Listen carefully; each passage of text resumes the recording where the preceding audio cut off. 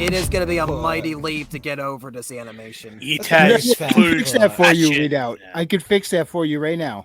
How? Go watch Ninja Turtles. No, don't. You watch Ninja Turtles and then watch that. This is The true. War to End All Wars animations look fantastic. It's like when you go in the cold pool to get cold before you go in the spa. We're talking about the new Yes. release Ninja Turtles, not the badass 90s.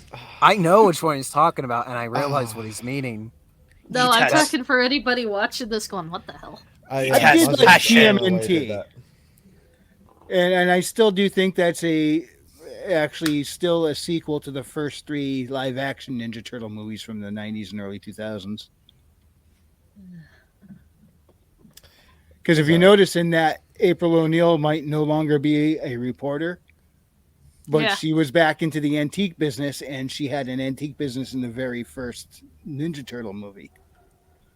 So it was a callback to that. I think TMNT was indeed intended to be in that same continuity. That's what I heard. It was supposed to be. I mean, Casey Jones was in there, and he had that mostly that bond with Raph, which played back to the first movie once again.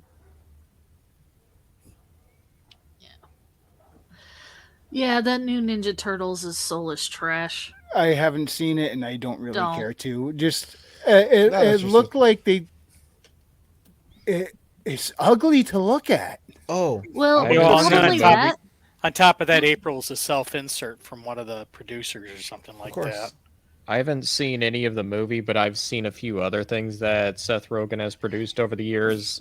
I can safely say that I'm not a fan of the. There's a running style to just about everything he produces, and I am really not a fan of it. Okay, so I had a theater full of kids, right? Which high energy. Okay, it was a night and day difference because I went to a theater full of kids for Mario, and then I went to a theater full of kids for this Teenage Mutant Ninja Turtle. The movie, or when the movie was over, the kids were so excited. They're like, I'm Princess Peach, I'm Mario. Like, they wanted to go home, play the game, have fun, and go, play what they just watched. When Ninja Turtles got out, it was dead quiet. Nobody was talking when they left. Everybody was like numb and soulless. In a theater full of kids. They probably all went in there and checked their text messages to pass time. And they didn't even have phones because they were kids. I mean, Five Nights at Freddy's, when the movie was over, the hardcore gamer fans is like, there should have been more jump scares, but they were talking about it. They were engaged, where the kids were like, that was awesome. But the Ninja Turtle, there was nothing. It was quiet. Screw this. I'm going to go watch The Wizard. Fred Savage all the way. What about The Wiz? Sorry. There's Is my that a little movie? rant. Is there a movie called The Wiz? Yeah. I'm not remembering it. I agree, Tim Allen. It was trash. The super villain was this freaking fly that becomes meshed with all sorts of other animals and becomes this giant mutant. And they literally, to defeat him, have to stick something up his blowhole. Wow, that sounds wrong. No, that's what they had to do. It was a good comedic moment. I mean, what do you want from me? Sorry, I pretty much got out of the theater. Blowhole. Somehow a group of friends had convinced me to go watch Sausage Party with them. Oh, that was funny for 5 minutes, and then it got real old. I never watched it. It got really preachy too. Well, I watched it while that. baked off my ass in my buddy's garage. So my experience of it was probably far more enjoyable than yours because it was more the company and just hanging out and having a good time with them while the movie was on. Mm-hmm. I didn't care that's much probably for the the movie. best way to watch that movie. Just having it on in the background. Frankly, they were all into it. Everybody else thought it was hilarious all the way through. I thought it was funny for about 5 to 10 minutes, and then it became very tired for me very quickly. and I don't mind crude, trashy humor, lowbrow humor, a sprinkling here and there, but this whole thing was just lowbrow personified to the point where it's not even funny anymore. It's just getting gross. Well, for me, it's also one of the movies where you can really feel like Seth Rogen's influence on the dialogue between every character, because every character just feels like a minor variation of Seth Rogen. That's what I noticed in that movie. Everybody talks like Seth Rogen would talk. But I did like how it ended where what was it, the whiskey bottle Indian guy who's like, we have discovered we're not even real. We are what's called cartoons. So we're going to go into the real world now and fix this. So I tormented myself with Ninja Turtles. I refuse to go see Marvels. I will watch. I'll probably not see it in the theaters, but I will at some point will watch that just because I still think Iman Vellani is a good actress and has a good performance, and I want to make sure they don't destroy her career with this. Yeah. She has a lot of potential ahead of her, and I don't want to see Marvel wreck it.